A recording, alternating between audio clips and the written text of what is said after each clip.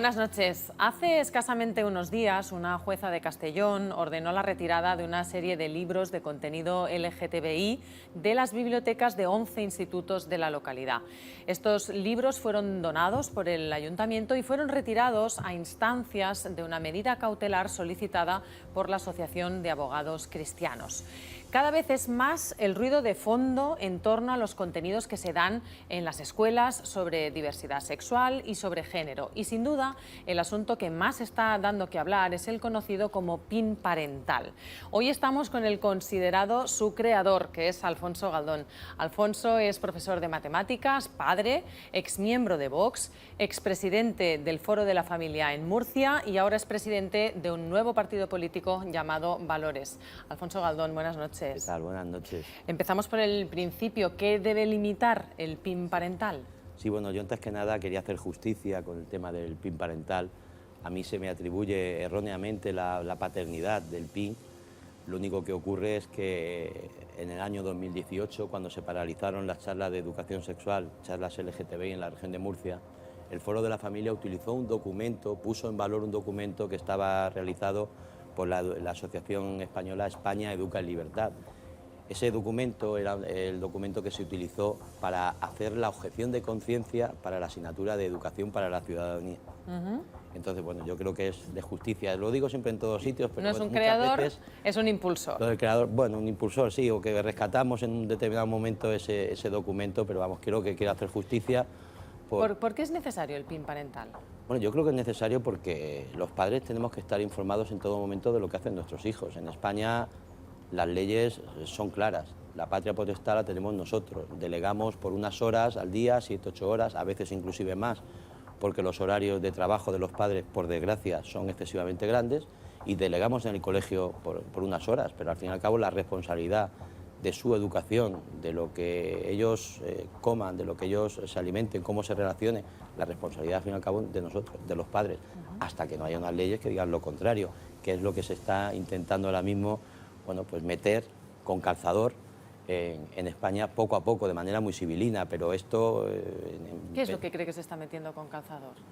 Pues que poco a poco van quitándonos a los padres poder de decisión sobre nuestros hijos. En Venezuela los niños pertenecen a los padres hasta los 3 años. A partir de los 3 años ya tienen sus planes educativos que pertenecen del Estado.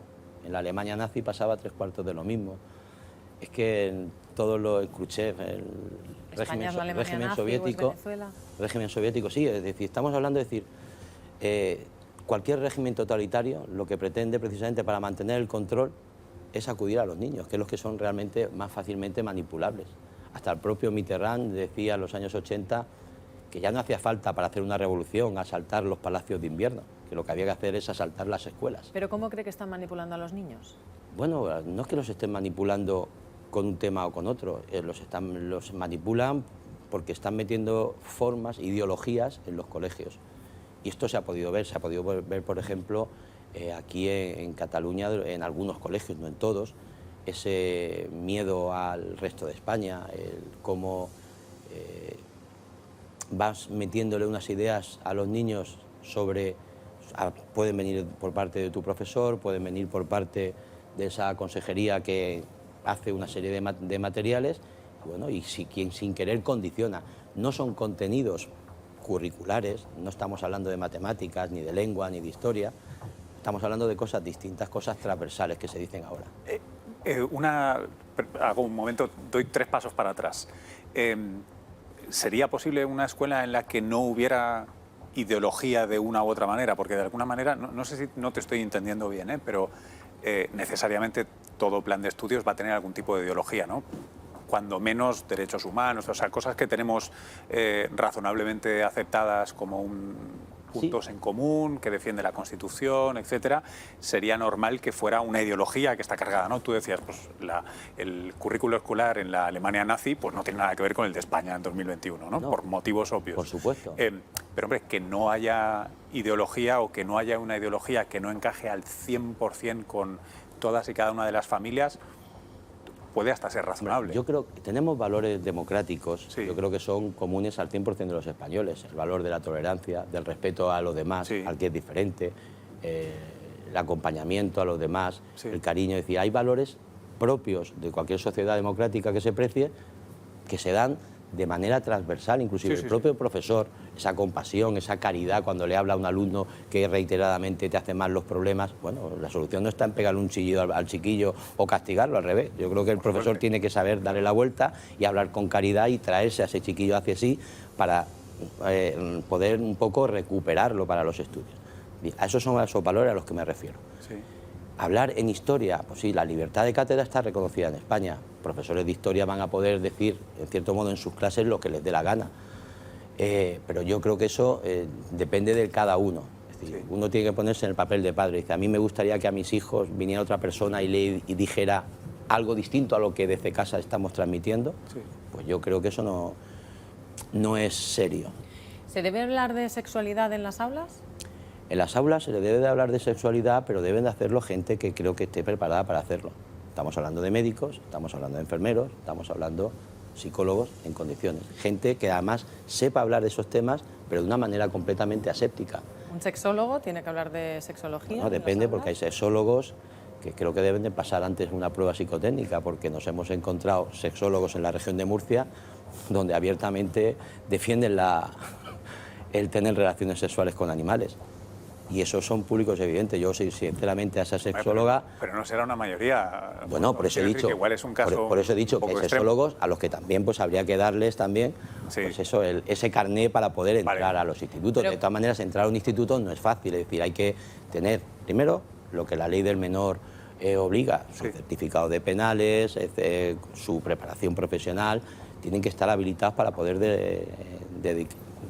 dirigirse a los chavales y luego, por supuesto, que lo que vayan a enseñar encaje de alguna manera o de otra en el programa de la asignatura. A día de hoy, las charlas LGTBI, que son las que están generando todo el problema y que se ha generado todo el problema con el tema del pseudo-PIN parental, son charlas que no pertenecen al currículum escolar. Eso no está aprobado en el Boletín Oficial del Estado, por más que digan, ¿no? Decían allí en Murcia hace 3 años cuando conseguimos paralizarlas, que es que eran charlas que estaban homologadas por el Ministerio de Educación. Bueno, pues que me enseñen a mí la homologación, porque la charla, la única manera que se homologue algo es que aparezca en el Boletín Oficial del Estado. ¿No hay que dar charlas LGTBI en las aulas? Yo creo que lo que hay que enseñar a los niños es respeto a enseñar al diferente. ¿De eso tratan las charlas LGTBI? Bueno, las charlas, eso sobre el papel, eso es lo que se dice. La realidad es otra muy distinta. ¿Cuál es la realidad? La realidad es que se enseñan a los críos que bajo el paraguas de ese respeto al que es diferente se les está enseñando posturas sexuales, el cómo hacen el amor 2 hombres o 2 mujeres o cómo tienen que darse placer. Bueno, empiezan a hablar, tocar temas que no son los que corresponden. Y luego, por supuesto, es decir, muy importante también que los padres conozcan también, de la misma manera que el 1 de septiembre los padres conocemos cuáles son los temas de matemáticas, de lengua, de historia, de ciencias naturales que van a dar. ¿Por qué no podemos los padres conocer de qué temas previamente les van a hablar en esas charlas para supuestamente mitigar la homofobia o la LGTBI-fobia? Bueno, pero si no hablamos de sexualidad y de placer en las aulas, ¿de qué hay que hablar relacionado con el sexo? Pues ahora mismo en las aulas relacionadas con el sexo, cámbiese primero el currículum. El currículum ahora mismo es el que es y en el currículum, en la clase de matemáticas, hay que hablar de matemáticas. Lo que no puede ser es que en la... O sea, usted no quiere que se hable de sexo en No, las no, aulas. que no se hable de sexo. Yo pienso que los padres tenemos que decidir los tiempos en los cuales a nuestros hijos le damos cierta información. No es lo mismo tener una charla de educación sexual contra el aborto, embarazos no deseados, tenerlo con tu hija de 16 años, que es una edad donde ya más o menos están enfrentándose a ese problema en las calles, los fines de semana cuando salen, etcétera, que tener esa charla con una niña de 8 años.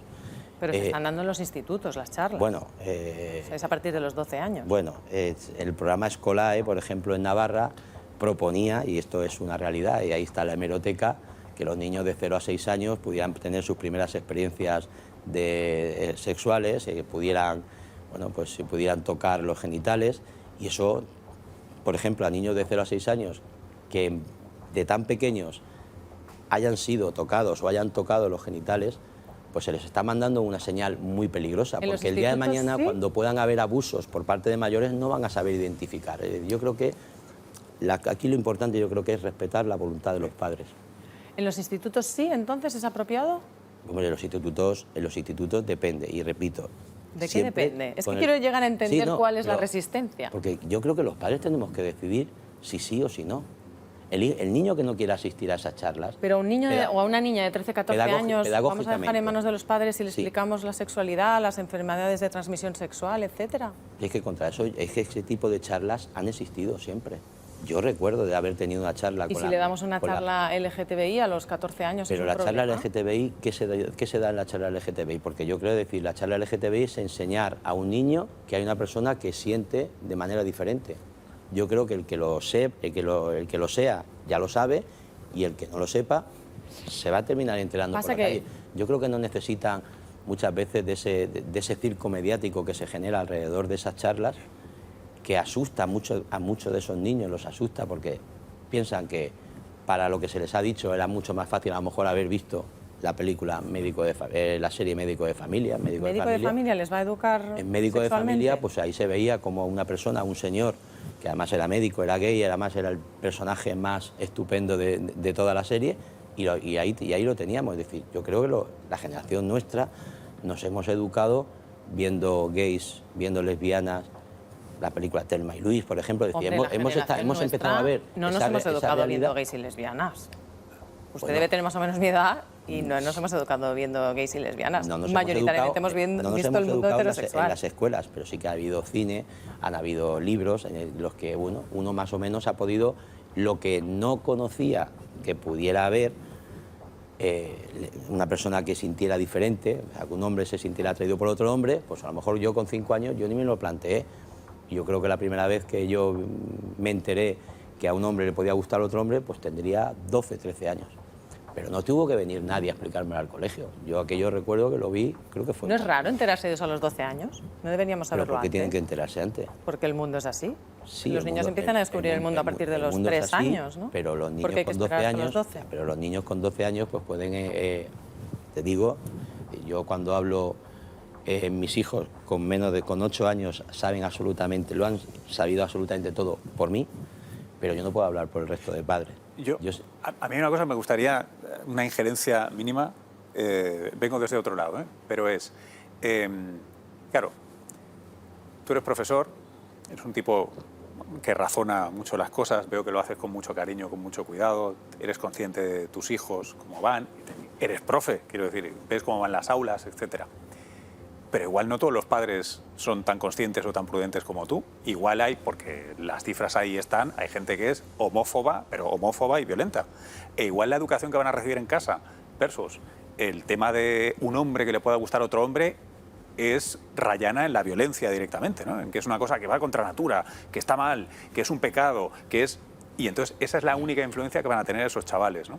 Creo que hay un argumento a hacer, que os lanzo aquí, no sé si os es útil o no, que es, bueno, es que la escuela también puede ser un lugar de encuentro donde los hijos de ese tipo, que no es como ninguno de nosotros tres, pero que sabemos que existen, porque tenemos de hecho algunas gráficas aquí con el número de incidentes que hay de agresión o de insultos que tienen que ver con colectivo LGTBI. Vamos a ver si las podemos ir Sí, viendo, las podemos que sería pinchar, interesante. pero vamos, podría ser porque alguien tiene sobrepeso, podría ser porque alguien lleva gafas, o sea, los niños, tú lo sabes mejor que nosotros. Y además ¿no? son muy crueles, Entonces, muchas veces. ¿podría de repente la escuela ser un lugar, al menos un punto de encuentro donde tuviéramos unos mínimos? Mira, aquí podemos ver, ¿no? Estos son agresiones físicas. El dato en particular me interesa menos que la idea de que, y creo que en esto podemos estar de acuerdo, ¿no? Es así, es así. Repito, a mí era porque llevaba gafas, al de al lado era porque estaba gordito, etc. ¿Podemos usar la escuela para tener unos mínimos de entendimiento y asegurar esa tolerancia de la que tú hablas, que tú le inculcas a tus hijos? ¿La podemos asegurar por lo menos para todo el mundo? Pero si es que esa tolerancia se puede alcanzar, de hecho, y sí. Los profesores ahí tenemos mucho que decir, los profesores. Sí. Yo puedo hablar desde mi experiencia, después de 21 años en las aulas, distintos colegios, he estado en colegios, ahora mismo estoy en la educación pública, sí. Colegios concertados, colegios privados, colegios concertados de educación diferenciada, donde solamente había chicos. Yo me he movido en todos los espectros de la educación.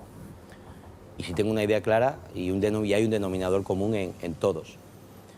Y es que cuando el profesor es capaz de educar con el ejemplo, el alumno aprende mucho más. Yo he tenido en mis aulas, alumnos que han salido del armario en su primero bachillerato, en su segundo de bachillerato. Y algunos a los que en primero de la ESO ya los veías, que apuntaban maneras y que tardarían, o sea, iban a salir del armario. 12, 13 años, ellos ya empiezan, bueno, pues a sentir distintos, se dan cuenta de que no funcionan igual que el otro compañero de la clase al que le gustan las niñas. Pero no necesariamente saben por qué, ni saben cómo encajan en ese grupo social. Bien, pero sí saben por qué, y los papás también saben por qué. Es decir, el papá que no lo quiera ver eso, yo creo que tiene que hacer oposiciones, ¿eh? Ya, pero eso es una realidad que existe. Pero tienes no tienes un exceso de fe en todos los seres humanos, quiero decir. Lo que sí que creo es en la ley, que la ley sí tiene que cumplirse. Okay. Y que no podemos transgredir la ley, aun por muchos motivos, si quieres, de corazón, que nos puedan llevar a usurpar el papel del padre. Okay. Yo te decía, la experiencia que yo tengo de los chicos que han salido del armario, yo no he visto en las aulas insultos hacia estos chicos, al revés, todo lo contrario, veo comprensión. Lo que sí que sale en la tele, también me gustaría saber el número real, quién hace esos estudios, porque claro, los estudios que son muchas veces de parte, son estudios de los que yo, como científico, también digo, me fío poco. Yo quiero que sean asociaciones independientes. A mí no me sirve, por ejemplo, que el COGAN de Madrid, los estudios que ellos han hecho hayan servido para hacer el preámbulo de todas las leyes LGTBI autonómicas. Te tengo que compartir una cosa. Nosotros hemos tenido esta discusión preparando el programa, porque yo, que tengo mi parte de científico, que estaba buscando datos de la máxima calidad, y es cierto que no los encuentro, debo decir, de ningún lado. Me está costando encontrar datos con la calidad que a mí me gustaría. Porque no los hay. Pero como nos referimos al final a las experiencias personales y a lo que puede ser un poco razonable, tú ponías la tuya, yo no he sido profe, pero he sido alumno muchos años, yo sí recuerdo, incluso ahora no lo haré igual porque lo he borrado, pero seguro que yo he participado de algún insulto homófobo cuando yo estaba en la escuela. Y yo tenía amigos que en última instancia han tenido una vida, han salido del armario, como tú decías, y yo no creo que lo pasaran bien en la escuela. El concepto en sí de salir del armario ya es bastante penoso, en realidad. Sí, porque un niño tiene que salir del armario, claro, que no haya podido expresarse con naturalidad su homosexualidad desde el principio. Sabes que la sexualidad se origina muy pequeñitos cuando son los niños. ¿Por qué tiene que esconder eso o sentirse niño diferente? Es ahí a donde voy, precisamente. Es decir, los niños, ante todo, son personas. No hay niños LGTBI y niños heterosexuales. Son niños. Igual que los adultos... Sí que hay niños homosexuales y niños heterosexuales, claro que sí. Bueno, si los queremos colectivizar, los queremos categorizar, son personas, ante todo son personas. Todos tenemos una orientación sexual. Bien, pero la orientación sexual y todos somos de un equipo de fútbol, y uno del Atlético de Madrid y otro del Barça. Cada uno tiene una orientación sexual. Pero yo no categorizo a la persona, ni veo a la persona de una manera distinta porque sea de un partido político o de un equipo de fútbol distinto. Pero fíjese, ayer justamente hablando de esto, había un dato muy interesante, creo que era de la Universidad Complutense de Madrid, en la que se identificaban los niños a los 5 años, se identificaba como la conducta normal la heterosexual. Lo heterosexual era lo normal. Bueno, pues normal, si lo normal es que se están viendo a su papá y a su mamá en casa, pues lo que vean lo normal es eso. Precisamente por eso, si la conducta heterosexual es la normal, la homosexual será la anormal. Es decir, jamás es que el problema es que lo de anormal, eso es algo que han puesto a lo que voy. ¿Qué está ocurriendo? Está mayoritariamente el entorno del niño es heterosexual y lo asocia con la normalidad. No debemos introducir justamente las charlas LGTB en la escuela para que se den cuenta de que hay otras normalidades. Pero ¿qué otras normalidades? Y eso es otra de las cosas que se está haciendo en España mal, a mi juicio, porque la ley además no permite que la adopción, bueno, si la permite, pues se está produciendo. Pero no olvidemos, la Convención de Derechos del Niño nos dice que un niño tiene derecho a tener un padre y una madre. Un padre no tiene derecho a tener un hijo, o una madre no tiene derecho a tener un hijo. Son los hijos los que tienen derecho a tener papá y mamá. Ajá. ¿Y los hijos no tienen derecho a conocer la homosexualidad? Pero yo creo que cada padre sabrá cuándo su hijo, cuándo tiene que explicar de determinadas cosas. ¿Qué pasa? Que lo teniendo que no se puede en cuenta... hacer a todos los niños al mismo tiempo, a según qué hora, no. Porque algunas veces también se puede producir una confusión.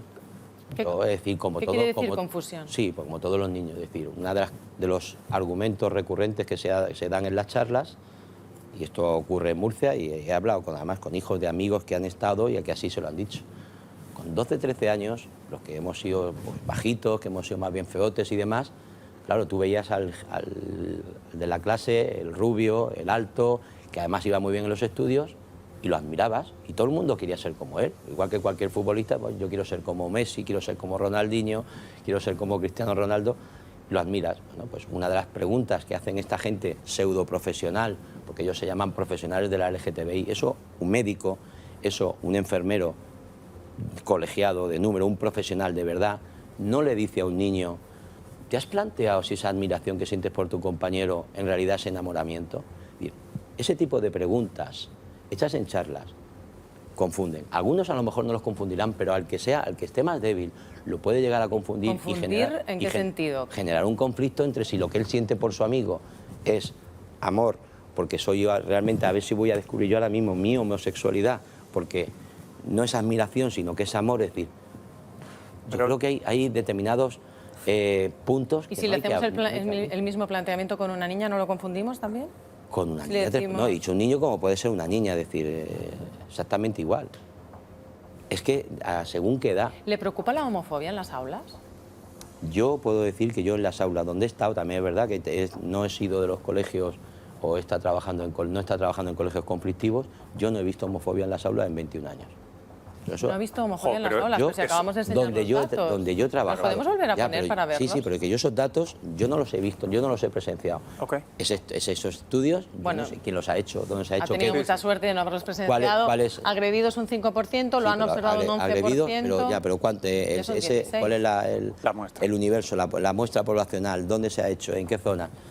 Eso yo creo que es importante cuando se da unas estadísticas, se presentan unos estudios y se dice ¿dónde se ha hecho esto? Sí, evidentemente esos estudios es como el tema del racismo, es decir, cosas que están sobre el racismo. Te respondo por encima, pero tampoco nos podemos meter en un jardín ahora de papers, pero la mejor referencia que tenemos, por ejemplo, son de programas de UNESCO en los que hay muchas referencias bibliográficas sobre el impacto de la LGTB-fobia o homofobia. Pero que la haga UNESCO tiene también que dar unos valores, es decir, ¿dónde he hecho esto? ¿Dónde ha sido el universo de están dados, la muestra?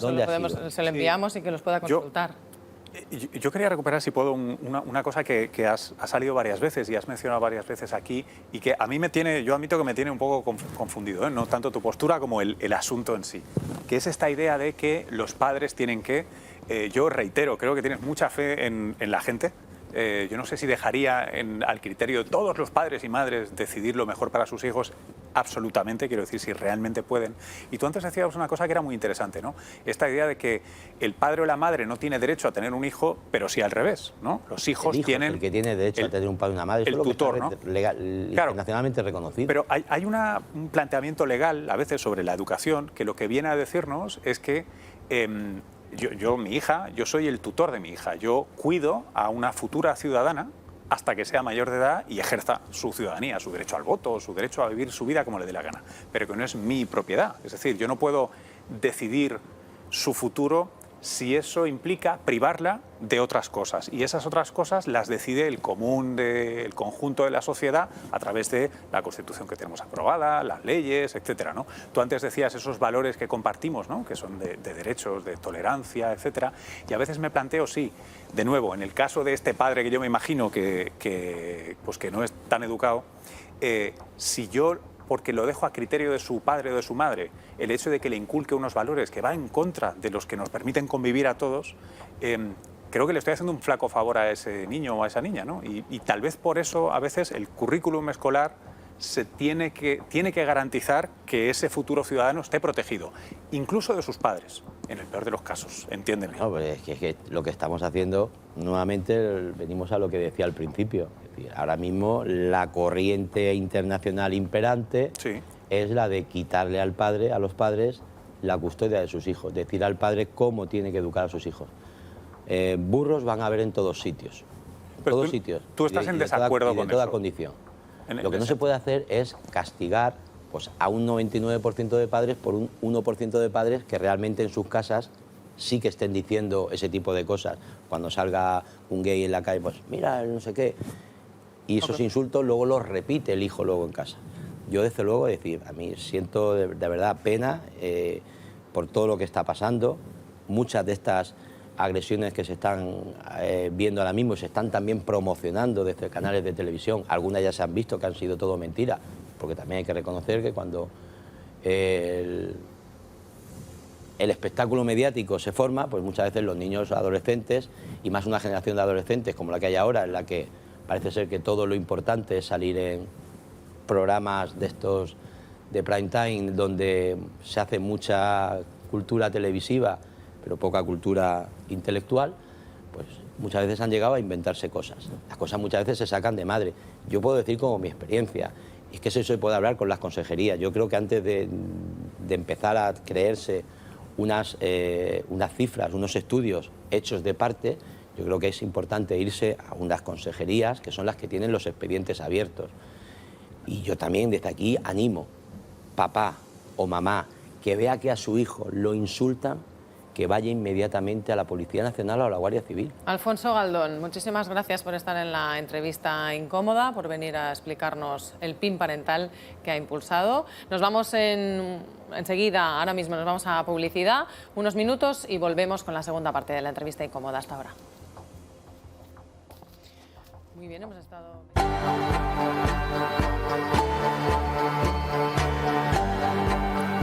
Buenas noches de nuevo, continuamos aquí en la entrevista incómoda y hoy tenemos en plató a Bruno Bimbi, que es uno de los autores cuyo libro ha sido retirado de manera cautelar por la jueza de Castellón, libro de contenido LGTBI. Bruno también ha sido corresponsal durante mucho tiempo en Brasil, país donde se empezaron a debatir cuestiones similares a esta del PIN parental hace también unos 10 años. Buenas noches, Bruno. Buenas noches. Y también contamos con Gabriel J. Martín, es coordinador del Grupo de Trabajo de Psicología Afirmativa LGTBI del Colegio de Psicología de Cataluña y es autor de Gay Sex, otro de los libros retirados en Castellón. Gabriel, buenas noches. ¿Qué tal? Buenas noches. ¿Habéis estado escuchando la entrevista en la primera parte? Sí, sí. ¿Por dónde queréis empezar? Yo no sabría por dónde empezar, hay tanto que decir y tanto tergiversación, manipulación, ejemplos que no son reales, etcétera, etcétera. ¿Tergiversación? Sí. ¿En qué? Sí, pues mira, por ejemplo, cuando estaba hablando de las clases en qué consisten las charlas LGBTI y dice que a niñas de 6 años se les enseña a abortar. Eso es falso. Cuando un centro educativo prepara una charla, las charlas llevan una serie de trabajos preparatorios que implican qué contenidos, si son aptos o no son aptos para el nivel madurativo y la capacidad de comprensión del alumnado que va a recibir esa charla. Es decir, esto no llega a cualquiera a hablarle de lo que le da la gana en un centro público, porque eso es imposible. Entonces es falso que a criaturas de 6 o 8 años les hablen del aborto, como es mentira que a niños menores se les enseñe a tocarse. En todo caso, te podrán enseñar en la asignatura de desarrollo psicoemocional cuando eres adulto que todos los seres humanos, cuando somos muy pequeños, tendemos a explorar nuestras zonas erógenas y eso es una realidad. Tú sueltas un bebé y se toca porque encuentra placer en ese lugar. Pero lo explica diciendo que es que en esas charlas lo que se hace es enseñar a los niños y luego, claro, no van a ser capaces de distinguir cuando lo están abusando. Y dice, pero es que esto no es la realidad y usted me está mintiendo. Gabriel, ¿y por qué piensas que esto se ha distribuido? Porque la noticia escandaliza contada así, ¿no? Claro, o sea, si fuera cierta sería terrible. Claro. ¿Cómo es posible que esto se haya difundido de una manera tan fácil, no teniendo contacto con la realidad? Que eso es lo que me preocupa como padre de una niña que está escolarizada ahora. No me lo explico, no me parece razonable. ¿Cómo estamos en esta situación? Yo creo que por falta de información de lo que realmente sucede en los centros educativos. Creo que si la población supiéramos realmente cómo se prepara una charla de estas, esto que acabo de decir, ¿no? Todo el procedimiento que llevan tal y cual, pues la mitad de los padres al leer la noticia dirían, es una burrada, evidentemente quiero enterarme de si es cierto o no, porque si es cierto es terrible. Claro. Pero me resulta difícil de creer porque sé cómo se preparan los contenidos que se ofrecen en los centros educativos. ¿Quién ha fallado entonces comunicando eso? Porque me interesa saber quién tenía que haber contado no eso sabré de manera decirte, pero yo creo que realmente bastaría una explicación del centro sí, ha sido educativo rápido. diciendo cómo se preparan estas charlas y qué es lo que realmente sí o no se da en ellas y cómo se adecúan a los diferentes niveles de maduración y todo aquello. y ya está. Lo que pasa es que también es verdad que son grupos pues, que van a poblaciones que a lo mejor no tienen mucha formación en ese sentido, no saben cómo funcionan realmente los centros educativos y que son susceptibles de ser manipulados porque les falta esa formación, ese background previo. Okay. Puede ser, puede ser. Bruno, traes el libro que ha sido suspendido de manera cautelar, retirado de los institutos en Castellón. Sí. Este libro es, a ver, enséñamelo, El fin del armario. El fin del armario. Es un libro que ya está publicado en 6 países, en Argentina, en Perú, en Brasil, en Portugal, en España y en México. Y en España, de manera cautelar, una jueza ha decidido que de momento no esté en los institutos hasta que se decida algo. Exactamente, a través de una acción promovida por un grupo de extrema derecha de abogados cristianos vinculados a Vox, al igual que este señor que hablaba aquí antes, que fue presidente de Vox en su distrito. Y esto, a mí me parece que es interesante ver cómo esto ha sucedido en distintos lugares del mundo, ¿no?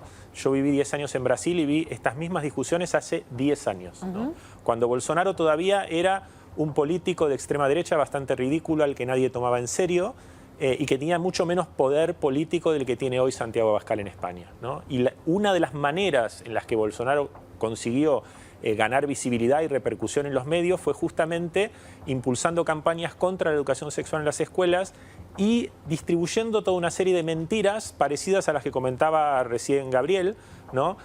Distribuían, por ejemplo, imágenes de una revista satírica publicada en Portugal diciendo que esas imágenes se estaban utilizando en los colegios, distribuían imágenes de un material hecho por el Ministerio de Salud para trabajar la cuestión del sexo seguro con las prostitutas y decían que eso se estaba utilizando en los colegios.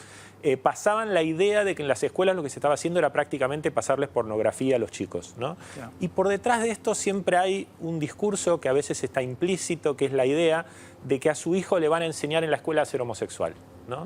Y a mí me parece que esta es la primera cuestión que tenemos que discutir, porque la orientación sexual, primero, que es algo que se define en el periodo prenatal, la orientación sexual no se elige, no se aprende, no se cambia, no se enseña, no se imita. Nada que hagan tus padres, tus maestros, tus amigos, tus vecinos va a cambiar tu orientación sexual.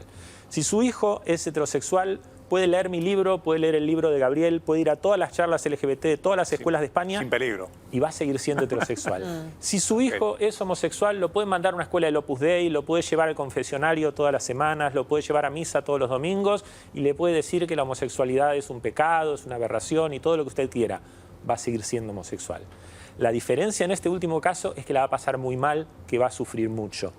Entonces, yo creo que lo que primero tenemos que pensar, porque este hombre hablaba de la ley, bueno, antes que la ley está, por ejemplo, la Convención Internacional de los Derechos del Niño, que garantiza siempre que las decisiones públicas sobre estos temas se tienen que tomar teniendo en cuenta el interés superior del menor. Claro. ¿Y cuál es en este caso el interés superior del menor? El interés es recibir la mejor educación posible que prevenga situaciones como las que generaciones anteriores han vivido de mucho sufrimiento. El primer capítulo de este libro se llama Adolescencias robadas y es el capítulo por el que más cartas de lectores he recibido de gente que me dice que lloró leyéndolo, recordando lo mal que la pasó en su propia adolescencia. Yo cuento algo que dice un escritor argentino, Osvaldo Bazán, lo cito en este libro, que es muy interesante. Le dice, cuando un niño judío sufre antisemitismo en la escuela, llega a su casa y en su casa sus padres, que son judíos, le hablan de una historia, de cuando se tuvieron que ir de Egipto y el pan no levó, le cuentan la historia de su pueblo, le enseñan tradiciones. Cuando un niño negro sufre racismo, llega a casa y sus padres, que también son negros, le hablan de la historia de la esclavitud, de la lucha contra el racismo y le cuentan una historia y le dan una serie de valores. Cuando un niño gay sufre homofobia en la escuela, llega a su casa y lo que menos se le ocurre es hablar con sus padres porque se van a enojar con él.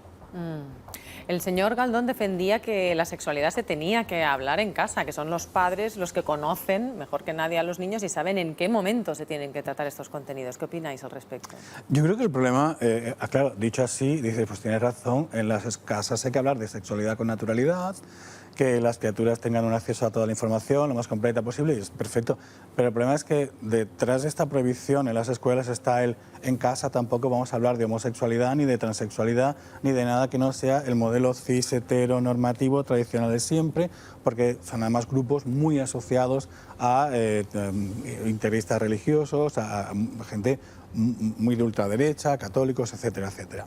¿Qué es lo que sucede? Al final, eso que queda tan bonito dicho así, la realidad es completamente diferente. Esas criaturas no van a recibir ni una buena educación sexual en sus casas, pero desde luego tampoco van a recibir información sobre diversidad sexoafectiva, con lo cual cualquier criatura homosexual o transexual que esté en estos hogares no va a recibir ni las referencias que necesita, ni la información que necesita, ni nada de lo que necesita para poder desarrollarse de una forma más feliz. Una cosa que me planteo y le planteaba antes a nuestro anterior invitado, ¿no? Me da la sensación de que tenemos dos maneras de enfocar el problema que son ciertamente incompatibles. Él estaba hablando de, creo, el derecho del padre y la madre a que las cosas se hagan como ellos quieren en su casa con sus hijos, y yo un poco le defendía la idea de que son ciudadanos de un país que tiene unas reglas, ¿no? Unas leyes, o de un mundo en el que tenemos una serie de tratados y derechos y estamos protegiendo a esos ciudadanos en potencia, ¿no? Mientras son menores de edad y no pueden hacerlo ellos solos, ellas solas. Y me da la sensación de que aquí hay una incompatibilidad ¿no? de cosmovisiones, ¿no? muy grandes. Claramente. Mi hijo es mío, o Exacto. estamos tutelando a un ciudadano que no sabemos cómo es y debemos garantizar su mayor libertad. Exacto. ¿Veis alguna manera de encontrarnos en algún punto o comunicarnos de manera más fluida? Porque es que es una diferencia de opinión muy gorda. No lo tengo muy claro porque además estamos hablando de posturas muy radicales, muy extremistas, Sí. ¿de acuerdo? Y voy a intentar encuadrar un poquito mejor la cuestión.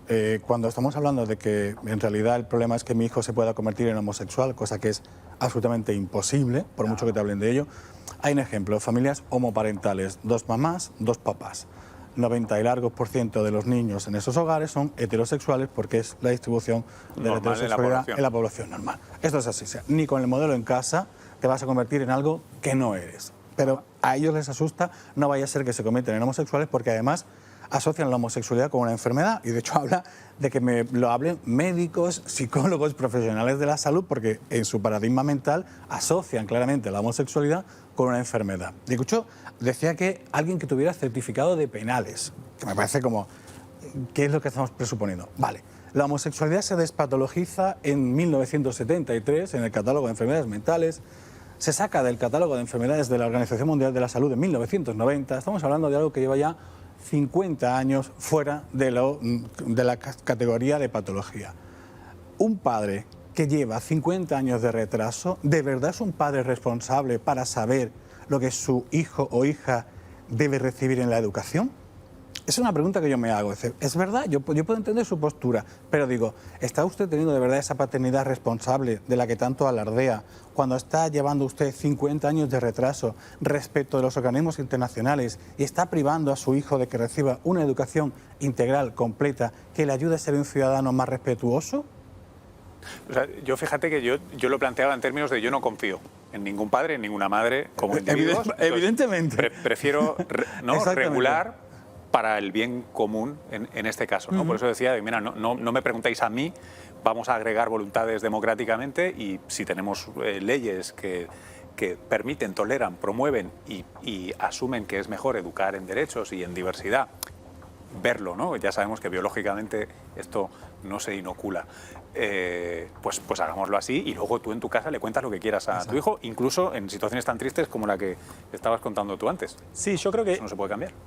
Hay dos cosas interesantes que tenemos que pensar, ¿no? La primera es que si tomamos como válida la posición de esta persona en el sentido de que los padres son los que tienen la única autoridad para decidir sobre la vida de sus hijos, sí, ¿no? Entonces, si por ejemplo los padres no quieren vacunar a sus hijos contra el COVID, no los vacunan. Si sus padres no quieren darles antibióticos cuando el médico se los receta, no se los dan. Si sus padres quieren que en la escuela les enseñen el creacionismo, ¿hay que enseñarles el creacionismo? Si sus padres quieren que en las escuelas les digan que la Tierra es plana, entonces no se puede decir en la escuela algo distinto a la Tierra es plana. Claro. Digo, me parece que lo que todos entendemos es que la función de la escuela es otra, ¿no? Que es complementaria y diferente a la función de la familia, ¿no? Y que la escuela enseña y transmite una serie de valores, de contenidos, de informaciones científicamente validadas que son aquellas que hemos logrado consolidar como sociedad, ¿no? Por otro lado, en la entrevista con el señor Galdón, él parecía que ejercía cierto negacionismo de la homofobia en las aulas, ¿no? dijo que en 21 años como profesor en Narnia no vio homofobia en ningún momento. Bueno, igual es su experiencia, pero en cualquier caso Claro, me daría por afortunado si esa fuera mi En experiencia. 21 años, realmente. Sí, yo creo que hay que hacer un esfuerzo grande para cerrar los ojos Y creer. realmente, porque es un hecho. es Tú le poco hablabas de probable. los informes de la UNESCO, él decía que los informes del COGAN son parte, que tal cual, Sí. ¿no? Pero tú le hablas de los informes de la UNESCO, que Sí, son una... tenemos, creo que lo podemos recuperar, perdonad que antes no lo tenía preparado, pero podemos recuperar ese informe de la titular UNESCO que era de la UNESCO. importante, ¿no? Más de la mitad de los estudiantes LGBTI en Europa han sido acosados en la escuela, según un informe de la UNESCO que también ponía en duda, el señor Galdón, cómo habría que ver Claro. qué muestra han cogido, qué El problema es método han este, seguido. ¿no? Cuando se encuentran con una evidencia científica que va en contra de su discurso, la forma que tienen de salir de esa situación es negar esa evidencia y, como mínimo, cuestionarla. Bueno, habrá que ver dónde sale esto, qué muestra tiene y tal.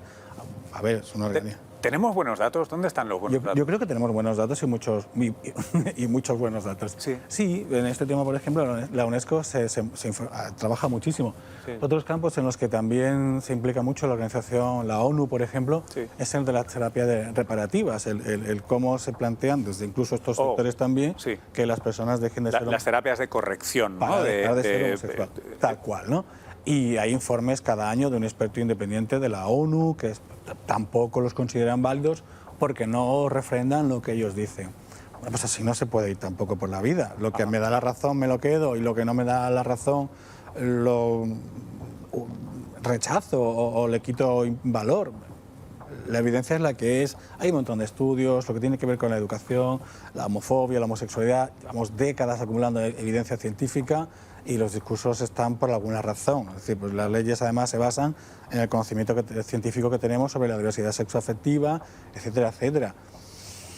Claro, si a pesar de todo eso yo me niego y al final le enarbolo la bandera de, bueno, yo soy padre y el derecho a mi hijo, pues nos encontramos con efectivamente lo que dice Bruno, ¿no? Dice, pues es que un padre tampoco puede decidir si le enseñamos el creacionismo o no vacunamos a mi niño o no le ponemos una transfusión. No, lo que pasa es que yo sí que voy a hacer de abogado del diablo un momento. Sí que entiendo que muchas personas puedan separar ciertos valores en el sentido de yo sé que la aceleración de la gravedad es 9,8 metros segundo cuadrado y esto no lo puedo discutir porque no es un tema de opinión. En cambio, hay colectivos o individuos que deciden pasar cosas más a la columna de opinión, ¿no? Al editorial. Y creo que es muchas veces una elección, muchas veces heredada, ¿no? De la educación que ha recibido. Y me da la sensación de que clasifican distinto estos asuntos. Para ellos hay cosas que son opinables, por ejemplo, si puedes influir a un niño como para cambiar su orientación sexual, cosa que sabemos científicamente que es ¿Imposible? improbable, imposible. Y creo que ahí viene esa su postura, es decir, que no sé si niegan tanto la... ¿Te puedo dar un ejemplo histórico? Sí, por favor. Hasta los años 60 en Estados Unidos estaba prohibido que una persona blanca se casara con una persona negra Ya. en 16 estados de los Estados Unidos. Y había muchos estados en donde las escuelas eran segregadas, ¿no? Sí. Es decir, había escuelas para blancos y había escuelas para negros, ¿no? Yo cuento en este libro que cuando la Corte Suprema de Justicia de los Estados Unidos decidió declarar inconstitucional la segregación racial en las escuelas, hubo un caso muy, muy famoso, ¿no? Que fue el caso de Little Rock, sobre el cual escribe Hannah Arendt un artículo que quedó en la historia, de un grupo de chicos negros que trataron de ingresar a la escuela después que se levantó esta medida segregacionista y fueron insultados, fueron agredidos, y el gobernador del estado, ¿no? Organizó una manifestación a la que fueron miles de personas, para reclamar que se continuara segregando a los chicos en las escuelas. Y el argumento que se enarbolaba era el mismo. Yo no quiero que mis hijos, porque son mis hijos, claro, vayan a la escuela con chicos de color, como se decía en aquella época en Estados Unidos. Bueno, la extrema derecha a lo largo de la historia siempre ha hecho exactamente lo mismo. Siempre ha utilizado prejuicios que ya existen en la sociedad contra determinados grupos sociales, que en algunas épocas han sido los judíos, en otras épocas han sido los negros, o pueden ser los inmigrantes, o pueden ser los árabes, o pueden ser distintos colectivos sociales, y contra esos colectivos se utilizan toda una serie de mentiras, de bulos, de teorías conspirativas, etc. Cuando hoy se habla, por ejemplo, de ideología de género, que es algo que simplemente no existe, o sea, es como los vampiros y los hombres lobo, cuando uno estudia el desarrollo de esta idea de la ideología de género, uno se acuerda de los protocolos de los sabios de Sion, de la famosa teoría conspirativa utilizada en el pasado contra los judíos. esta idea de que tenemos que proteger a mis hijos de lo que le van a hacer, o sea, de que los chicos están en riesgo de exposición frente, por ejemplo, a charlas LGBT, también se utilizaba en el pasado cuando se acusaba a los judíos falsamente de hacer rituales sangrientos con niños cristianos, y esto llevó a los primeros pogromos en Europa, estoy hablando hace más de un siglo, ¿no? Estos discursos se van reciclando a lo largo de la historia y se utiliza siempre el odio contra minorías sobre las que ya existen prejuicios en la sociedad para hacer propaganda política. En el fondo esto es eso, es propaganda política de la extrema derecha. Y es completamente natural y humano. No es deseable, no es bueno, y por suerte lo superamos y nos regulamos por leyes para ir más allá de eso, pero es natural. Entonces mi obsesión, por lo menos, es cómo consigo yo persuadir a esta gente, porque ¿no? De que está bien caminar hacia adelante, ¿no? Yo creo que hay un planteamiento desde un que tiene su fundamento religioso, ¿no? Alguien que es muy, además, extremista religioso, basa mucho de su razonamiento, de sus planteamientos morales en lo que dice la Biblia o lo que ha sido hasta ahora el dogma católico. Y el dogma católico lo que dice, o la Biblia lo que dice, es que, bueno, Dios nos crea, hombre y mujer, para que crezcamos y nos reproduzcamos, y que cualquier otra cosa que salga de ahí ya no es admisible. Claro, es difícil.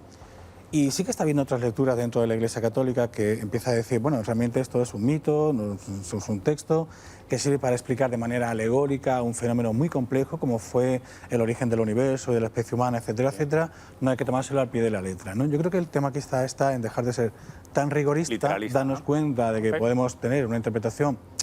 Pues sí, pues cada religión además tiene su relato mitológico para explicar determinadas cosas, pero que no hay que tomárselo muy a serio. En el siglo XVI, cuando salió ya por fin la teoría del heliocentrismo, también los astrónomos que estudiaban que la Tierra giraba alrededor del Sol tuvieron muchísimos problemas porque contradecía lo que decía el Génesis en la Biblia. Estamos un poco en esto. A Darwin le pasó lo mismo cuando demostró la evolución de las especies. Estamos un poco lo mismo, es decir, hay un grupo de personas que siguen ancladas en una interpretación totalmente literalista de determinados textos y que ya ha ocurrido anteriormente en la historia. Y lo que tocará como sociedad, ya nadie se cree realmente que el ser humano venga de Adán o Eva o que la Tierra siga... Bueno, algunos hay terraplanistas que también piensan estas cosas, ¿no? Pero afortunadamente a nivel social esto lo tenemos ya muy superado y hemos conseguido salir de ahí. Yo creo que como sociedad conseguiremos evolucionando y dándonos cuenta de que realmente todo esto proviene del mantener una interpretación y una adhesión a un dogma religioso que no les permitía ver las cosas de forma distinta. Gabriel Martín, Bruno Bimbi, muchísimas gracias por estar en la entrevista incómoda esta noche. Gracias también a los espectadores por seguir este programa de hoy domingo. Nos vemos la semana que viene, que vaya muy bien y hasta entonces.